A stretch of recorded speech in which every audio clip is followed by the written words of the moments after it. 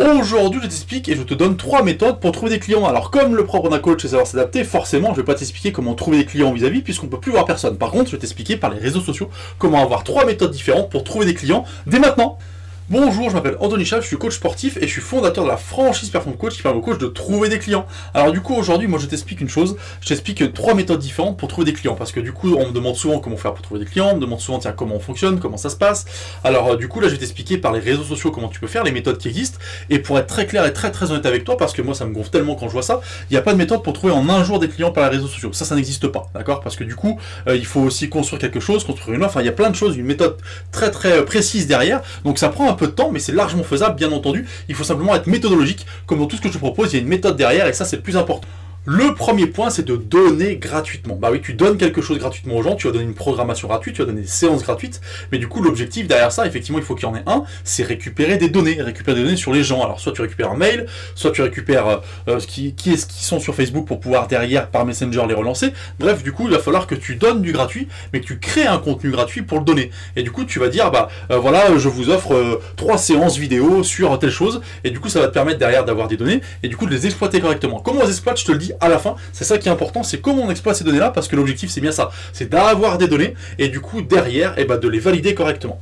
La deuxième méthode, c'est de te construire une légitimité. Bah oui, parce que du coup, si les gens ne te connaissent pas, il faut qu'ils apprennent à te connaître et qu'ils aient confiance en toi et qu'ils disent tiens, ce qu'il fait c'est intéressant, j'aime bien, ça me plaît bien. Mais du coup, ça veut pas dire que tu vas donner. Là, tu vas expliquer du gratuit, mais tu vas pas donner quelque chose gratuitement. Tous les jours, tu vas expliquer des choses peut-être gratuitement, 2 fois par semaine, 3 fois par semaine, c'est toi qui vois.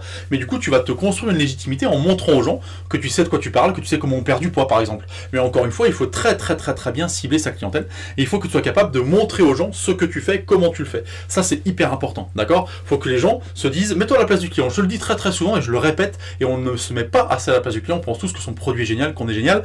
Alors du coup c'est bien d'avoir confiance en soi, mais il manque certaines choses quand tu fais ça. C'est-à-dire que du coup toi quand tu es client et que tu vois passer quelque chose sur Facebook, tu dis pas ah, c'est génial, je clique. C'est à chaque fois tu dis tiens c'est pas mal, mais qu'est-ce qui fait ça? Est-ce que c'est vrai, c'est pas vrai, c'est dangereux, c'est pas dangereux? Est-ce que c'est une arnaque, pas une arnaque? Peut-être même des fois tu te demandes. Donc du coup mets-toi à la place du client quand c'est comme ça. C'est ce qu'il y a de plus important. Ça c'est se mettre à la place du client et se dire ok il faut que les gens aient confiance en moi. Pour ça il faut donner un minimum, il faut donner la crédibilité, il faut le donner correctement, mais du coup il faut expliquer aux gens que tu sais de quoi tu parles, et puis leur expliquer surtout que certainement ils ont tort dans ce qu'ils font, et que toi tu as raison parce que tu es spécialiste dans quelque chose. Voilà, ça c'était le deuxième point, la deuxième méthode pour trouver des clients.